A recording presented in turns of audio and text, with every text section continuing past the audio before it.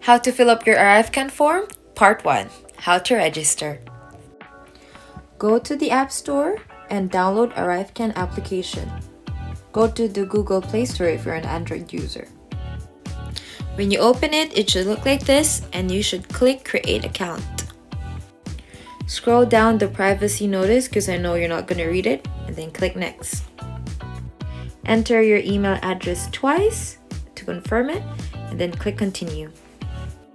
Time to set your password. It should have at least 8 characters, both upper and lower cases, and at least one number and symbol. And then just repeat it to confirm. Make sure it matches. After, you're going to receive an email, so go check your email address. You can see that I received a notification up there. The email will look like this. Just copy that number 879003 and paste it to verify your account. Click Verify. Follow for Part 2.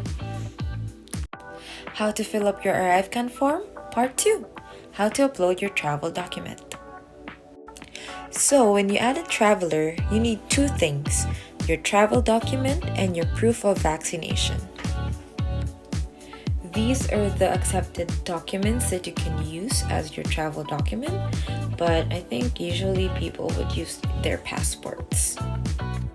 You can scan your passport by just aligning the edges and the picture with a white border, or you can also enter it manually. Just type in the document type, country of issue, document number, surname, given name, and your date of birth. Follow for Part 3. How to fill up your ArriveCan form, Part 3. How to upload your proof of vaccination. If you have received the COVID-19 vaccine, click Yes. They're gonna ask about your first dose. So what's your first dose, where did you receive it, and what date your first dose is. Here's the list of the authorized vaccines, and these are the unaccepted vaccines. Just fill up this part and then repeat it for the second dose. Here they will ask for you to upload a proof of your vaccination. Note that it must be in English or French. If not, you need a certified translation. To upload, you can just take a picture from your camera, or you can add a photo from your gallery or your files. Follow for Part 4. How to fill up your ArriveCan form, Part 4. Purpose of travel. If you're a Canadian citizen, permanent resident, or a person registered under the Indian Act, you can choose returning to Canada.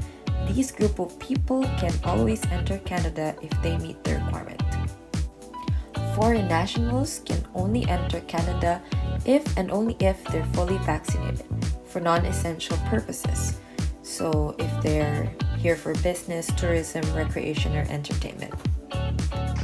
If you have a work permit, you can choose foreign worker, and if you have a study permit, you can choose study. You can also come into Canada on compassionate grounds, meaning you're here for the last moments of your loved one.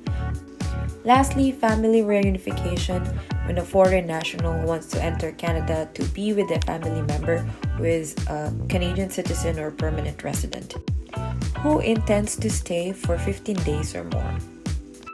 Follow for Part 5. How to fill up your ArriveCan form, Part 5. Flight details. So, they will ask you how you will be entering to Canada. It's either by air, by land, or by marine, but most of the people come by air. You can start answering your ArriveCan form 72 hours or 3 days prior your arrival to Canada. And you need to answer the following questions. Country of original departure means the last country you stayed in or visited prior your flight to Canada. It doesn't include layover countries. Arrival airport, airline, and flight number all pertains to the flight that will take you to Canada. Here in the IRCC page, flight number, airport, and airline for your flight that will bring you into Canada if you're entering by air. Meaning, for example, you came from the Philippines going straight to Vancouver, but your final destination is in Calgary. You should put the flight that will bring you to Canada, which is your flight from the Philippines to Vancouver. Hope this helps. Follow for part 6. How to fill up your ArriveCAN form, part 6. I ran out of fingers on my hand. How to fill up your ArriveCAN form, part 6. People who will travel together.